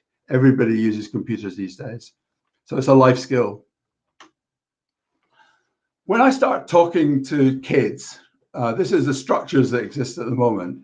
So there is now a thing that came in about 4 years ago, a national curriculum for computer science, or the computing sciences. And the national curriculum has got 3 elements in it. So it's got computer science, information technology, and digital literacy. And you can take exams in all of these up to O-level standard, and then you can do A-levels beyond that. And the national curriculum now requires that schools provide computing at 4 levels, at Key Stage 1 and 2 in primary schools, Key Stage 3 and 4 at secondary schools up to GCSE, and then A-level. And the concept is well developed. The curriculum is there. It's been there for a while. And there's now a lot of companies or a lot of organizations that put together a scheme of work to actually support these activities. And just to show you a bit more on the curriculum part, I've pulled out just the 2 statements for Key Stage 1 and 2, which are the areas I'm most involved in. But Key Stage 1, all it says is it's just 3 bullet points. So you've got to understand, so Key Stage 1 at primary school, understand what algorithms are, how they implemented as programs on digital devices, and what programs execute by following precise and unambiguous instructions. Create and debug simple programs, use logical reasoning to predict the behavior of simple programs. So that's the Key Stage 1 activity. And a lot of schools have taken that as a very limited implementation, but it's actually going to be a lot more full-bodied. That's not that some schools do this, but they do it at the minimum, not the maximum. Key Stage 2 gets a little bit more complicated. Design, write, and debug programs that accomplish specific goals. So designing, sequence selection, repetition, logical reasoning for simple algorithms, logical reasoning to explain how some simple algorithms work and how to detect and how results are selected and ranked. That sounds quite bland. And now that you've got schemes of work behind this, it looks on the face of it, when you look at the national curriculum, that you don't actually have to do any coding at all, But in reality now, there's tons of coding schemes that you can use, and it's really getting quite sophisticated. So to think that GCSE in computer science has no coding, it was the case, but now there's lots of coding behind it. So that's the national curriculum, and the same for 3 and 4, but I won't cover that at the moment. What you see also at schools, and they're becoming really good at this, they're using not just technical science, but social science behind programming logic. So they teach the social science bit, which is these pedagogies. So this is how do you describe and teach youngsters, peda being youngsters, and goji is the methodology for doing it. There's another methodology, and you don't hear too much about it. It's androgyny, and that's how do you train adults to do this? I'll get onto that in a second. But the sort of things in the pedagogy are things like PRIM, which is a methodology: predict, run, investigate, modify, and make. The semantic wave, which is how you actually structure a lesson plan. You start at the high level, you work down, you've got some low level stuff, you then come back up, and you make sure that wave fits the learning environment that the kids are in. Cognitive load, making sure you don't overload the children with too much knowledge in one session. You build the knowledge over a number of sessions. You think about computational thinking. How do you get into that? And then a lot of it is unplugged. So it's computing without a computer. So Hannah would think this is actually a very environmental thing, because you're not using any tech, no electricity, no screens or anything. But unplugged is really good because it gets people to think about computing in a practical way, a non-technical way, and that's quite important. So a lot of stuff on pedagogy. My task as a subject matter expert is not to teach kids, but is to teach the teachers. So I actually need andragogy, and there's no methodologies for that. So we're inventing stuff. How do we engage teachers who are time poor, who are being asked to do something they've not done before, and have still got to, again, do that because they've then got to teach the kids? It's tough. It's really tough. I thought you'd be really interested in this. This is the way that things are going. This is quite a hot topic at the moment. One of the big issues, the massive issues actually within education, is that youngsters have got to go from, they start off in block programming, and the normal one for that, or the best one probably is Scratch. And at the end of their education, they've got to have moved over to syntactic programming. And the example mostly used on that is Python. So they've got to make this transition from blocks, Lego, to Python, which is syntactic and scripted, and every comma counts, every colon counts, the indents count, everything like that. So how do you make that transition? Well, the thinking now is that you don't make the transition. What you do is you use both. You use both block programming and syntactic. And there's a really good tool that I've been playing with recently, and it's really been transformational for me, is a tool called EduBlocks. So this is EduBlocks in the middle. So EduBlocks is like Scratch. So if you're familiar with Scratch and blocks, then you'd be familiar with EduBlocks. But the text on the blocks is Python in Pythonish language. And in EduBlocks, I can simply press a button to see the equivalent Python. So I can jump from blocks to Python easily in that way. Unfortunately, at the moment, I still can't jump back. So if I do my EduBlocks in blocks, I jump to Python, I then see something that I can't do in blocks. So I do something in Python, I can't go back to blocks. So that's the only disadvantage at the moment. But EduBlocks is a fantastic tool, and I really would recommend you to have a look at it, because when you're dealing with blocks, you can also talk a lot about the methodology or the algorithm. It's far better to understand the algorithm in Scratch type blocks than in text, which is undecipherable unless you're an expert in that particular coding language. So big stuff happening in this area. The other thing we're doing with kids is this is more Code Club now, but I'm applying this to my education side as well. So in the Coder Dojo, we've been running machine learning for kids. So this is creating neural networks. So very much the brain part. So coding is now about training or creating neural networks, about training data for neural networks. And then the way we do it with the children is we use products like machine learning for kids, where we build the algorithm into Scratch blocks type programs. So in this one here, you type something in the bottom bit, you've trained the algorithm, you type something in text, anything in the line, and it will, depending on what you type in it, it will turn the fan on or it will turn the light on. So you can use text, you can use speech, we'd be doing speech, you can use images, you can use video to actually drive your tech. And we've been doing that with 7 to 12-year-olds in Coder Dojo. What we've also been doing in Coder Dojo is we've been using a thing called BlocksCAD. BlocksCAD's really cool. So again, it's using block programming language on the left. And again, there's a high-level language behind that to create 3D objects. So the 3D object here is something that I designed at the beginning of the week. So this is a Starship SN8. So Starship SN8, as you probably know, is doing its first 15-kilometer hop tonight in the States. So it's live. And this new SN8 Starship, what I did was I got the kids to, the target is, I drafted this. There's lots of bugs in it. You can probably see on the fin at the back, there's a line. It's not ready to scale. There's a few problems with it. So I shared this with the 24 kids in our Coder Dojo, and I've asked them to send me their fixes for the bugs so I can 3D print the object on Saturday.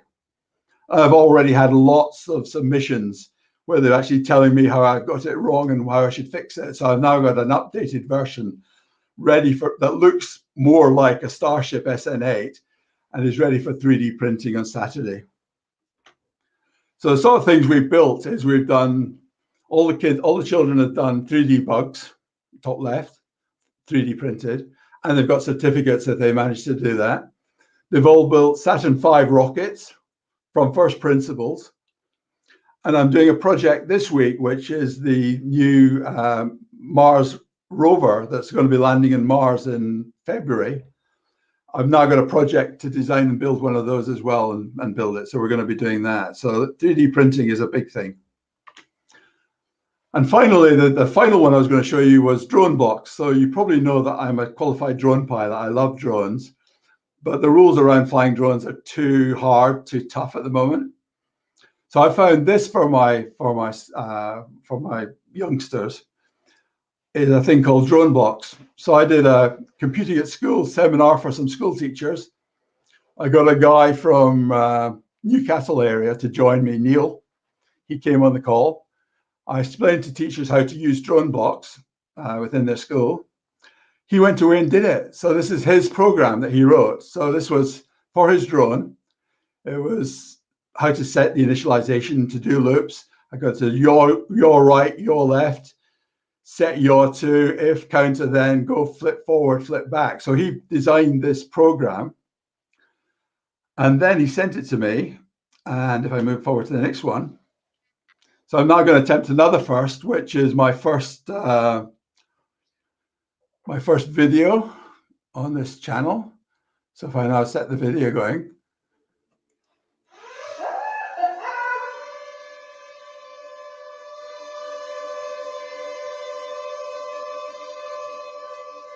So turn 90 degrees to the right, and then 90 degrees back again, and then flip kind of towards you a little bit. And then it'll do it 180. So 180 degrees to the right, 180 degrees to the left, and then flip again.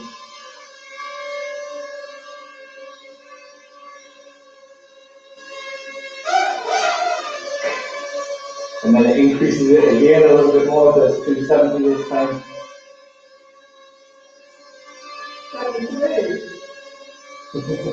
It shouldn't get it.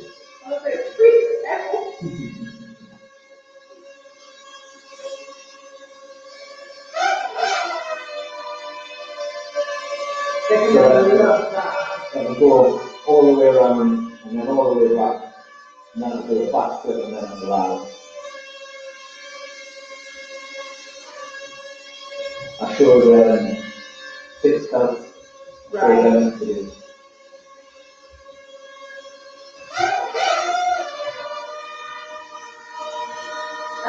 it?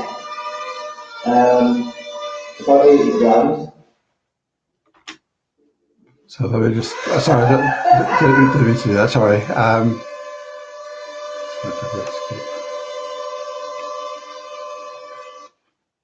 Okay, so let's move forward. So I hope you're still with me. I haven't lost you. Let's move on to the final slide. So I thought, so you can see Neil was doing a, come on, let's go. Sorry. There we go, that's it.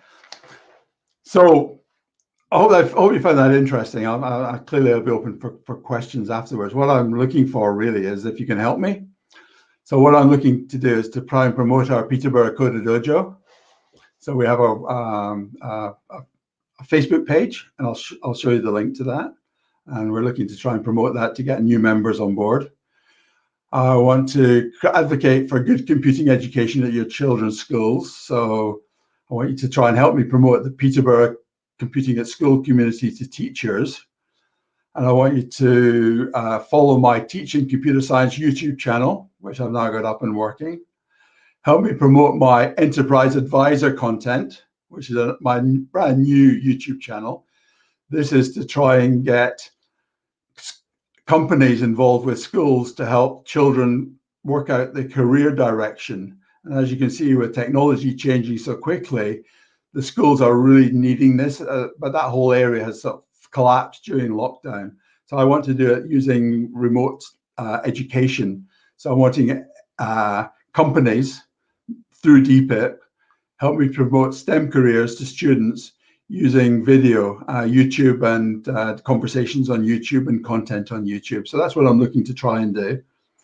In this presentation as well, I've also added some interesting, useful links. There's some stuff about YouTube. There's a really good one from the guy who started the National Centre for Computing Education, which is a fantastic YouTube video. I would highly recommend that. And that's about it.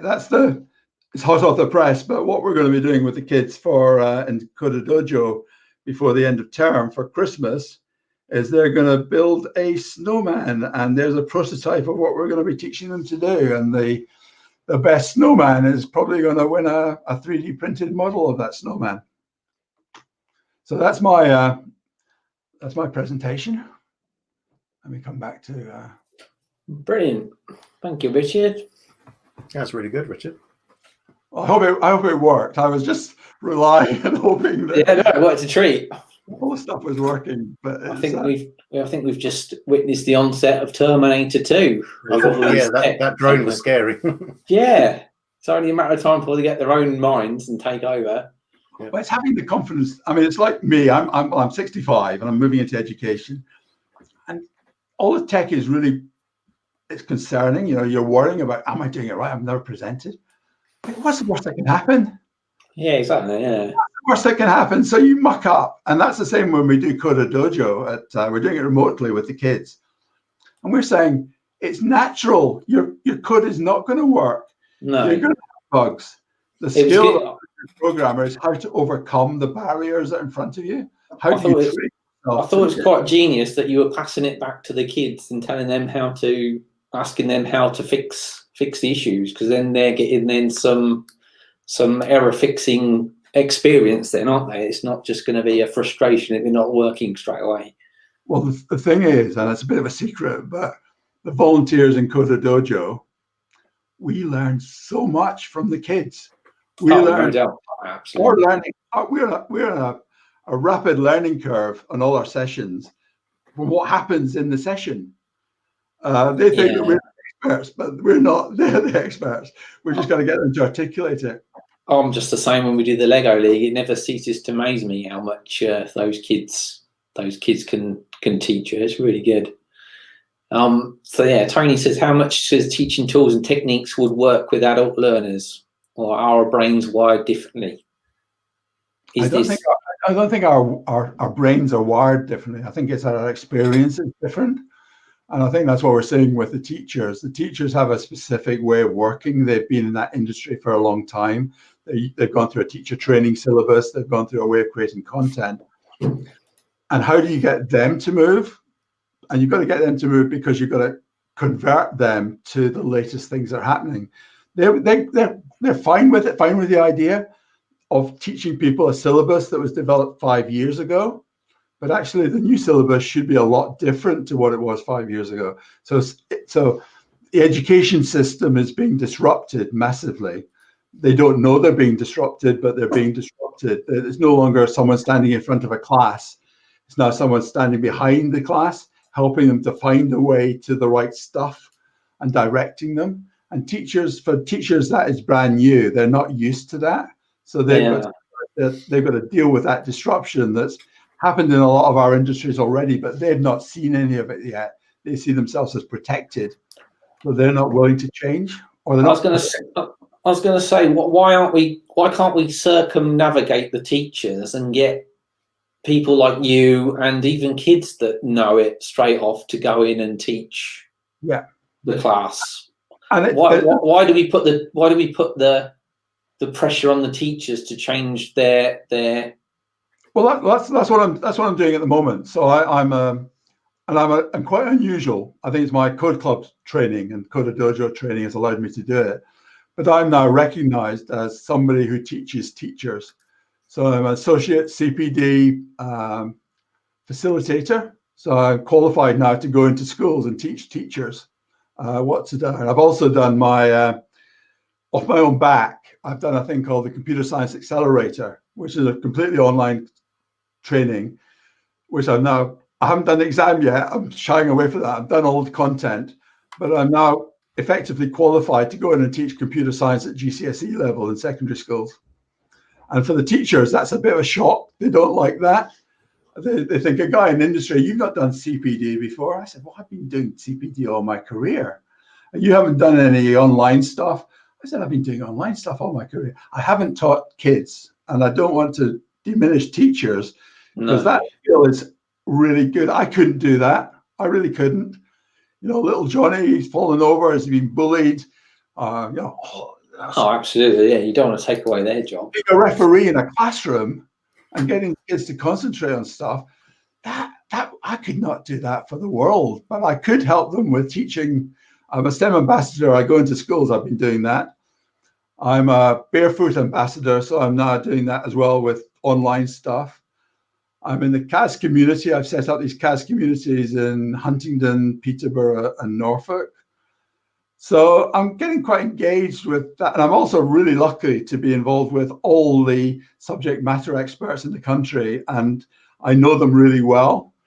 So, and the research people doing the stuff on, so I'm well linked in, and I'm really. And you're finding the teachers are more open to it and actually embracing it as opposed to stepping back and going, "Ooh, what you on about? We don't need that." Some of the younger teachers have got it. Some of the more established teachers think it will undermine them. I think teachers generally have the thing I've suffered with, through no fault of mine, I don't think. But I got signed up for this as an SME, a computer science SME in February. So my plan was it was going to be Norfolk, and I love Norfolk. I love North Norfolk. So I thought, I'm going to get in my car. I'm going to wander up to the beaches in Holcombe and Thornham and Munsley, and I'm going to go and see a couple of schools, drop in on them, say hello, spend the rest of the day on the beach with my wife and my dog. What a lifestyle. So I'll be seeing 150 schools. So I'll be traveling around at the taxpayer's expense. Day one, we went into lockdown. I've yet to physically see a teacher face to face. I've yet to see the people I'm working for face to face. Yeah. And getting into schools is horrendous because no one's there. They're all on lockdown. No, it's hard. You can understand that it's hard for anyone to get in touch with the school that is outside the remit. Obviously, without the rightful checks and stuff, who's trying to get involved with them. But hopefully they're opening up more. Like Tony said, it's the kids seem more open to this kind of learning, don't they? That they're not set on a rigid learning path to go from A to B. They're actually getting more open to other areas of learning, which is good. I think that some of the things I'm saying is that the schools is all about year groups and all about learning year by year. So the progression is an annual progression, and you teach certain things in certain years. I think that's all thrown to the birds now, because I've got youngsters in Code Club, Code Dojo. We do 7 to 12. So we've got 7-year-olds that can do machine learning, can do 3D printing and 3D modeling and AI. They don't do that at school until 6th form. No. So suddenly we've got really capable kids who are able to do this stuff a lot earlier than the schools are able to support. And that's for a teacher, that's highly disruptive as well. So they maybe do a Scratch project, and one of the kids in the class has done Python to a really high level and knows the stuff inside out. So they become the teacher's helper, but it's not doing them any good. They should be moving on. So this rigid real year group thing is not any good for youngsters. Exactly, there's not enough hours in the day. They've got so many subjects to learn that they can't fit in any. The workload is horrendous. The teacher's workload. Yeah, absolutely. Lockdown. We have the remote teaching. So there's 3 levels of remote teaching. I don't know whether people have heard, but there's synchronous. So no, there's asynchronous. So in other words, teachers send work home, the kids work on the work and send it back. So it's a bit like sending packages back and forward. So that's asynchronous. Synchronous is where the teacher stands in front of the class, like you and Joff are doing here. You're standing in front of a group of people controlling it, leading it. And then the third one is blended. And blended is where you have the mixture of online and physical. And I believe my big passion will be for Peterborough post-lockdown in the libraries is that we can actually have an online session on Coda Dojo, controlled online, massive, big session. But we also have in libraries, all the libraries in Peterborough, a library supervisor with a library kit with about maybe 2 or 3 kids and maybe a volunteer as well in there. So we actually have all the libraries in Peterborough online at 2 o'clock on a Saturday afternoon. And we actually start engaging with the kids who are disadvantaged, they're digitally disadvantaged. They have access, and the libraries really need to be places of learning digital, not just reading books, because you can't even get a book because they're all COVID infected. So change the whole system and move it forward. Well, I suppose in a good way, this whole lockdown thing has proven that online sessions, online meets are doable. Granted, they're probably not doing the carbon footprint any good. Sorry, Hannah. But yeah, it seems like it's a doable thing what we're doing, and hopefully it won't last too long, because you can't beat face-to-face learning, can you, in front of a screen, really? Well, I think Hannah's thing on carbon neutral, I thought about it a bit, but I hadn't really quite considered it. I think it's about how quickly things change in our industry. So you have a major transformation every couple of years, and you have several changes within that. Oh, so yeah. Keeping up with the environment is hard. Absolutely. What we're now seeing with COVID is it used to be the 4th Industrial Revolution. We now have the 4th Industrial Revolution, which is actually no longer the 4th Industrial Revolution. We're probably about 6 or 7. Alongside that, we've got the climate emergency. And alongside that, we've got Brexit type things. So we've actually moved Revolution 4 to now something completely different. So this new connected human beings has moved to the next level, and it will have an impact on climate. So I haven't traveled into London since March. I've only done one business trip, since March. I work from home. So yes, I'm using electricity at home, but I'm not using the car. I'm not using petrol. I'm not using the train. I'm not using an office in London or an office in Peterborough. So my carbon stuff has slewed a bit, and I don't know what the effect of that slew is, but I think, I may be wrong, but I think I'm a better person in terms of my carbon neutrality for doing it. Yeah. In a fairly big way. But I don't know the detail of it. That's No, it's something you can't quite measure, isn't it? Quite yet, I suppose. But yeah, it's interesting to see how technology has come on. I was talking to Kev Lawrence on the radio about the STEM festival once, and I just mentioned that when I was at college, that we only had computer day once a month, once a week, and we had to go into a computer room and share it. We weren't actually sat in front of a computer at all. And he kind of, it was kind of query from him to say, what? Really? I was like, yeah, it's only like 20 years, 30 years ago that we had to go into a room. So the thing that I find really strange is that even on this COVID emergency, I now use the COVID app on my phone, and I use Bluetooth, and I know people don't use it, and QR codes, so I do all that sort of stuff, and I think that's really powerful. So I've been dumped a bit by the government because they don't quite understand it. But isn't it strange that my grandson now has gone to secondary school, Austin? I mean, you probably know Austin. Yeah. He's got a mobile phone. Everybody in his class has a mobile phone, but they're not allowed to put the COVID app on. How stupid is that? Why do they not have the QR code in every classroom? Why do they not have the COVID app on everybody's phone? Why are the kids not self-protecting themselves in that environment? The phone is not just a phone. It's not just a computer. It's a way of protecting yourself against COVID and protecting other people. Yeah, very strange.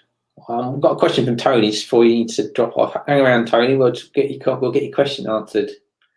He says, is there any evidence that the computer curriculum is starting to fill the UK skills gap?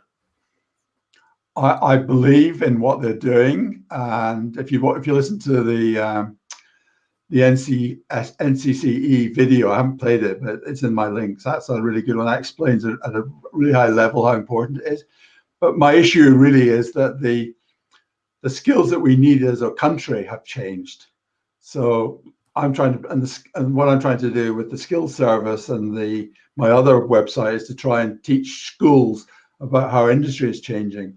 So we're moving away from, if you're going to grow up and you're going to be a bus driver, a taxi driver, a train driver, forget it. That's not going to happen because it's all going to be autonomous. If you're going to be a shopkeeper and you're going to be in retail, that's not going to happen. You just got to look at all the closures over the last couple of days. If you want to move into medical, you've got to be technical. If you want to move into manufacturing, you've got to be technical. You can be a technical at a technician level, but my advice to kids is aim higher than that. Aim to be a professional engineer or a professional scientist. And those are the jobs that will really do well under the fourth industrial revolution. There'll be a massive number of people who will be pulled back. So you'll actually have the government will pay you a minimum amount, a living wage, to be in the society. But the people actually making the society will be a small cadre of scientists and engineers, professional scientists and engineers. So if a kid's going to be successful, they've got to aim to be a technician, qualified, or they've got to aim even further than that to be a professional engineer. So you're now defining the next wave of development. So any kid that's not thinking about being a technician or a professional engineer are missing a big trick, because the thing we're really short of in medical, in manufacturing, in digital are the technician skills. So these are not people who are inventing new things, but they're people forcing you to use the existing things well. If you can become a good technician, you can move on to becoming a good engineer or a good scientist. But really, how do you pull people into that? So it's not about whether we've got a skills gap. We've got a different skills gap moving forward. The people that thought they were on a winner, even teachers like we know them today will not exist in 3 years' time. I guarantee. 2 years' time. Wow, moving fast. And of course, you're missing the people that are picking up the skills from the already skilled, the passing down the skills with the generations. We need to as well. I mean, I think the huge one is all the focus is on youngsters, and yes, they are the important part. They're going to be the next generation after that. But we must reskill our existing workforce. So people who are being made redundant from retail need to be retrained. People who are being made redundant from aviation need to be retrained. People who are being retrained from travel need to be retrained. Everybody needs to be retrained. It needs to be lifelong learning. Every 3 years, you need to requalify. You need to train yourself. And particularly at the latter end, the older people, there's so much skills in being a 65-year-old. There's so much skill of 65-year-olds and over. Why let them retire? We don't want to retire. We want to engage. Get them engaged, retrain them, bring their knowledge and skills and reapply it. Well, they fetched a load out of retirement for COVID, didn't they? So clearly it's an area that they needed. I think it brings me back to that caveman thing at the beginning. You can see how quickly over that time frame, 70,000 years, it's not a lot of time. No. My first time with a computer in 1972, where I am now, all of that is so condensed. Yeah, it's very. How can you tell someone what they're going to be when they grow up? Yeah. How can you confidently do that to a 7-year-old? No, it's impossible. Hopefully, then with the teachers involved, then it gets a bit more prevalent and forward. Well, if they experience the problem themselves, and I think they're going to, then I think they'll understand the issue. Do you want to ask your question, Jonathan? Yeah, so it was kind of like, as parents, how can we ensure that the schools are doing right by our children? Okay, well, a teacher or a head teacher will tell you that they're doing the national curriculum Key Stage 1 to Key Stage 4. And as you saw from what I told you, the Key Stage 1 is just 3 bullet points. Yeah, it's almost kind of... The syllabus, the curriculum is not what you're looking for. What you actually want to be saying is what statement or what practice are you using? What statement of work are you using? So are you using the Raspberry Pi curriculum?